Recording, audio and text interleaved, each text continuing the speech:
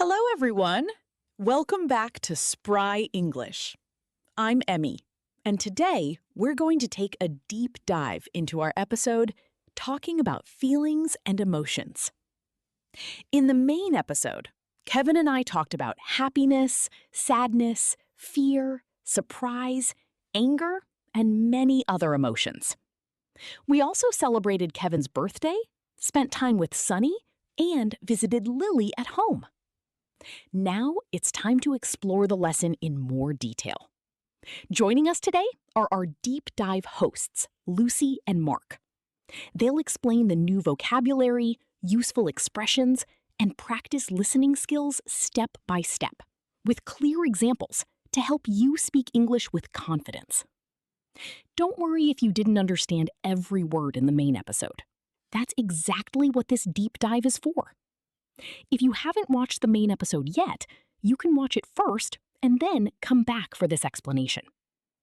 And if you enjoy learning English with us, please like this video, subscribe to Spry English, and turn on the notification bell so you never miss a new lesson. Now, I'll hand things over to Lucy and Mark. Enjoy the lesson, and I'll see you again in our next Spry English episode. Take a second. Seriously, just pause your train of thought right now. Yeah, just stop for a moment. Check your heart rate. Notice the tension in your jaw or, the way your shoulders might be slightly hunched right now. It's so easy to just ignore all that. Oh, for sure. But how are you feeling in this exact moment? You probably think whatever feeling you just identified is a conscious, rational thought. Right, like you decided to feel that way. Exactly.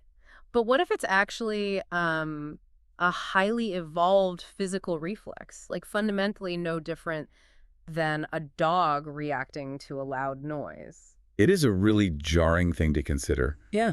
Because we are so accustomed to treating our internal states like magic. Yeah, like they just appear out of nowhere. Right. We treat them as this unavoidable weather that just happens to us, rather than, a highly structured biological system running its programming. And that programming is exactly what we are unpacking in today's deep dive. I'm really excited for this one. Me too. We're looking at a piece of material that, honestly, at first glance, seems incredibly basic. It does. It's a transcript from an educational program called Spry English, and it's specifically designed to teach foundational vocabulary about feelings and emotions to language learners. And we should clarify right up front, we aren't doing a vocabulary lesson today. Definitely not. No quizzes here. But here's the thing. Sometimes when you take a massive, complicated concept like human psychology, which is incredibly dense. super dense, but when you force it to be broken down into absolute foundational language, you accidentally reveal the foundational blueprint of the thing itself. You have to strip away all the nuance to teach it. Exactly. By stripping away all the academic jargon, this material essentially allows us to reverse engineer the hidden architecture of how our minds and bodies actually operate. It's a great lens to look through. Okay, let's unpack this. We have to start with the raw mechanics. What actually happens when we react to an event in the world? Well, to understand that, we really have to establish a mechanical definition of what an emotion actually is. So when an event happens, say, you get incredible news, or a car swerves into your lane on the highway. Terrifying. Exactly. An emotion is triggered. But it's not just some vague vibe. It is a highly specific three-part sequence. Okay, lay it out for us. First, there is the internal detection of the event. Second, there is a distinct physiological change in the body. And third, there is an action. The material uses a really great story to illustrate this, and I want to bring it up because it just perfectly isolates the mechanism. Yeah, the dog story. Right. It's a story about a dog named Sunny. Yeah. So Sunny is at the park with his owner, Kevin. Just a normal day. Normal day. But out of nowhere, there is a massive, unexpected noise. Boom. And the sequence starts. Instantly, the three-part sequence kicks in. Part 1, Sunny feels fear inside. That's the internal detection. Right. Part 2, the physical body activates. His heart rate spikes. And then Part 3, the action. He immediately sprints to Kevin for safety. If we connect this to the bigger picture, what we are really observing in that three-part sequence is a survival mechanism. Because it kept him safe. Exactly. Emotions are fundamentally inescapably physical. We tend to think of them as, these abstract concepts living in the cloud of our minds. Like they're just thoughts. Right. But in their rawest form, they are physiological override switches. That makes total sense. It reminds me of a car's early warning collision system. Oh, that's a good analogy. Right, like you're driving down the road And a sensor on the front bumper detects a hazard. That is the internal detection. A first step. Yep. And instantly, before you even realize what's happening, the dashboard warning light flashes red and a loud alarm starts beeping. It's just blasting at you. Right, which is the physical heartbeat pounding in your chest, just flooding the system with adrenaline. Right, the physical change. Exactly. And finally, the driver instinctually slams on the brakes. That's the action. But the timing is what fascinates me here. How fast it happens. Yes, it all happens so fast. It feels like one single instantaneous moment. So does this mean emotions completely bypass our actual thinking process? In their initial stage, absolutely. Wow. They are evolutionarily designed to mobilize the body into action before your conscious, rational mind even has time to load up and process the data. Because thinking takes too long. Exactly. Think about the biology of it. When that loud noise happens, the sensory data hits the amygdala. The threat detection center, right? Yes, the brain's threat detection center. And it immediately floods the nervous system with adrenaline. It deliberately bypasses the prefrontal cortex. Which is the slow, logical thinking part of your brain. Right. Because if Sonny the dog stopped to ponder the philosophical implications of the loud noise... Or tried to logically deduce what made it. Yeah, he might get eaten. Precisely the point. Speed is survival. The emotion goes straight to the body to ensure the organism moves away from danger or, toward a reward. Right, it's just pure reaction. Yeah. By the time your conscious brain catches up to say, oh, that was just a car backfiring, your body is already prepped to sprint. That is wild. So if every human and even animals share this biological three-part machinery, I mean, it stands to reason that we all come out of the box with the same basic factory settings. We do. Behavioral scientists have identified what they call the basic baseline emotions. Like universal ones. Exactly. Yeah. If you strip away culture, geography, and language, there are core operating states that are universally recognized. And the Spry English text focuses on 6 of them. Just 6. Happiness, sadness, anger, fear, disgust, and surprise. The universal 6. Right. You could drop into a remote village where you don't speak a single syllable of the local dialect, and if you contort your face in disgust or widen your eyes in surprise, the people there will know exactly what you're experiencing. He says the hardware is the same. The physical machinery is identical across the entire species. Okay, wait, I have to challenge this a little bit. Only 6. I know it sounds small. It really does. Human experience is infinitely more complex than a list of 6 words. Like, what about the feeling of nostalgia when you hear a song from high school? That's a classic one. Or what about existential dread? Or, that very specific melancholic coziness of watching rain hit the window on a Sunday. It's very specific, yeah. Right. You're telling me all of that intricate human depth just boils down to 6 physical reflexes? That just feels way too reductive. I hear you. But think about a painter's palette. Okay, I'm listening. If I ask you how many primary colors exist, you'd tell me there are only 3. Red, yellow, and blue. Right. Now that sounds reductive too, right? Just 3 colors. Yeah, you can't paint much with just 3. But what happens when a master painter gets a hold of those 3 basic ingredients? They can mix and blend them to paint the Mona Lisa, or a hyper-realistic ocean storm, or, a shadowy forest. Oh, I see. The universal 6 are essentially our psychological primary color. Ah, okay, so it's not that nostalgia is fake, it's just a highly nuanced blend of those primary colors on the palette. Yes, exactly. Nostalgia might be a very specific mixture of happiness, like remembering a fond memory, blended with sadness, because that moment is gone forever. That makes a lot of sense. And existential dread might be fear, mixed with a touch of surprise at the sheer scale of the universe, all kind of layered over sadness. Wow. The complexity of human experience comes from the infinite ways we blend those basic ingredients based on our memories and our environment. But the material we are looking at makes a very specific point about these primary colors, particularly anger. Right, anger is a big one. It points out that while these basic emotions are natural, strong ones can be incredibly difficult to manage. And honestly, looking at the mechanics we just discussed, I think I understand why. Why do you think that is? Because that 3-part physical mechanism is just overwhelmingly fast. It really is. You detect the threat, your body gets hot and tense, and that 3rd part, the physical action, just wants to take the wheel. He wants to resolve the situation immediately. Right. So if anger is a primitive primary color, the action part of it is probably to strike out, yell, or destroy the threat. Which is an excellent survival tactic if you are a caveman defending your territory. But probably not great today. No, it's a terrible tactic if you are sitting in a corporate board meeting. Yeah, that would not go over well. This is exactly why we have to learn to manage the physical action. We can't just let the evolutionary reflex drive the car in a modern society. Right, we have to intervene. We have an obligation to recognize the physical dashboard light of anger, but actively stop our foot from slamming the pedal. Which brings up a massive question. Okay. If we are walking around with these 6 primitive physical reflexes designed for basic survival, how to actually tell the difference between a sudden, immediate physical reaction like a jump scare in a movie and just having a generally terrible, gloomy day? This is where we get into the timeline of human experience. And honestly, this is perhaps the most crucial distinction we can make. This part completely changed how I view my own brain. It's a game changer. It really is. The material draws a hard, defining line between 3 concepts that we almost always use interchangeably in daily life: emotion, feeling, and mood. Most people think they're the same thing. Right, but they are not synonyms. Not at all. They represent completely different phases on the timeline of our psychological processing. Here's where it gets really interesting. Let's map this out. According to the breakdown, an emotion is strong, intense, and very short. Like a burst. Right. It is the immediate physical reaction. A feeling, on the other hand, is how we cognitively understand that emotion. Yes. And finally, a mood is a state that lasts much longer, sometimes all day, or even for several days. What's fascinating here is that middle phase, the feeling. The translation layer. Exactly. That is the translation layer. Let me try a weather analogy here, because this is how I finally wrap my head around it. I love a good analogy. So imagine you were standing outside. An emotion is a sudden, blinding lightning strike. It is a physical event happening in the world.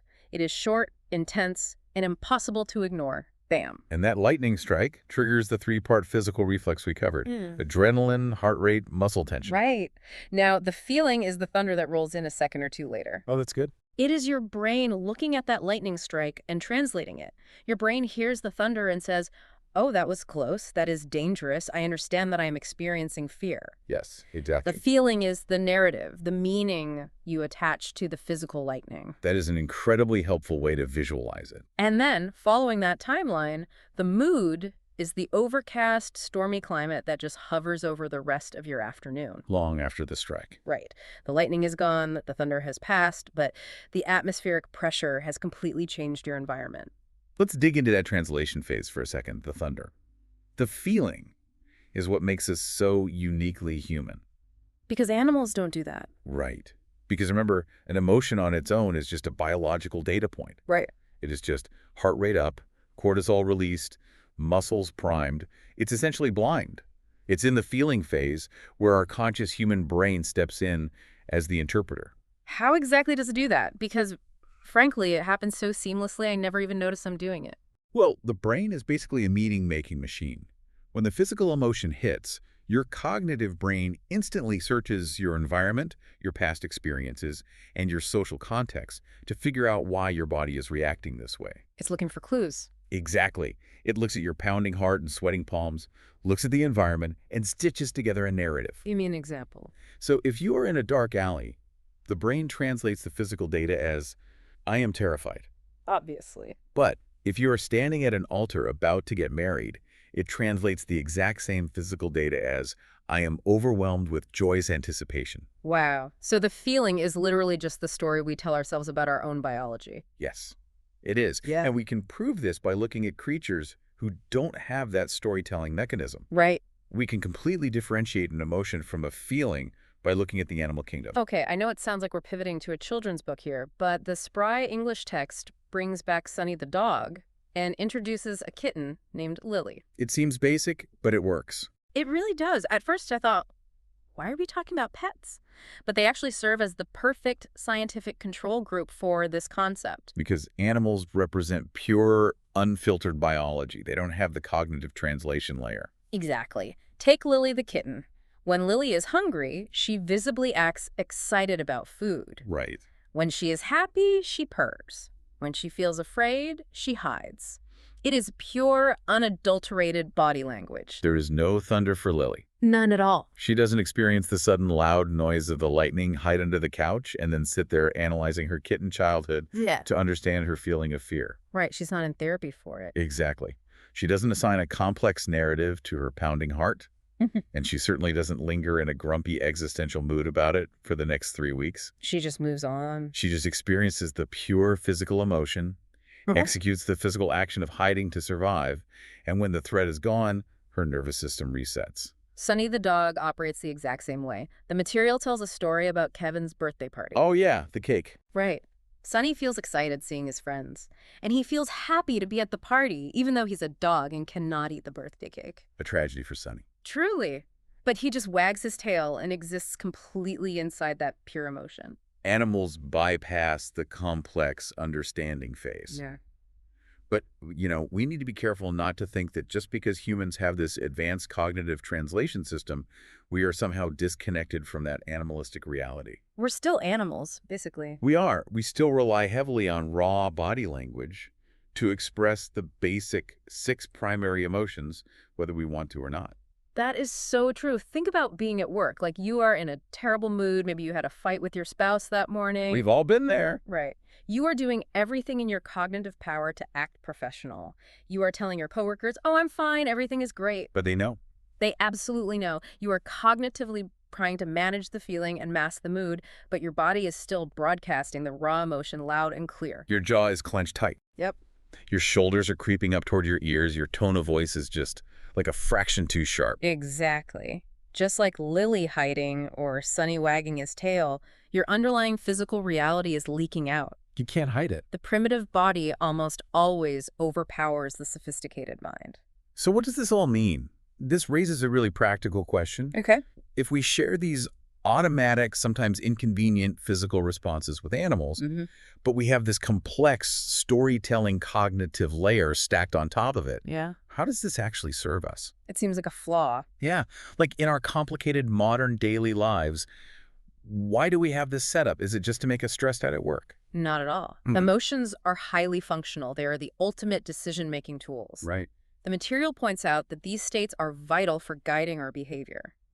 When we experience the feeling of happiness, life literally feels easier. Right. It tells the brain, whatever you're doing, keep doing it. This is safe and rewarding. That makes sense. And when we experience fear, the body's preparing to protect us from a bad outcome. But modern human life isn't just run from a tiger or eat a berry. Right. It's way more nuanced. It is incredibly complex, and our use of these tools has to match that complexity, which brings us to the concept of mixed emotions. This is where the primary colors on the palette really get blended. Yes. The material uses the example of your first day at a new job. A classic mixed emotions scenario. Definitely. It notes that you might feel excited, but also intensely nervous at the exact same time. And it makes a point to explicitly state that experiencing both emotions simultaneously is completely normal. It's completely normal because you are facing a multifaceted situation with multiple potential outcomes, both good and bad. It's like eating sweet and sour chicken. Okay, I like that. You're getting 2 entirely contrasting inputs hitting your palate at the exact same time. It isn't just sweet and it isn't just sour. It creates a totally new, complex flavor. That's a great way to put it. When you are standing outside the glass doors on your first day of work, your brain is saying, yay, a new paycheck, career advancement, new friends. All the sweet stuff. Right. But it's simultaneously screaming, what if I fail? What if I'm not smart enough? What if everyone hates me? The sour stuff. And that is not a glitch in your software.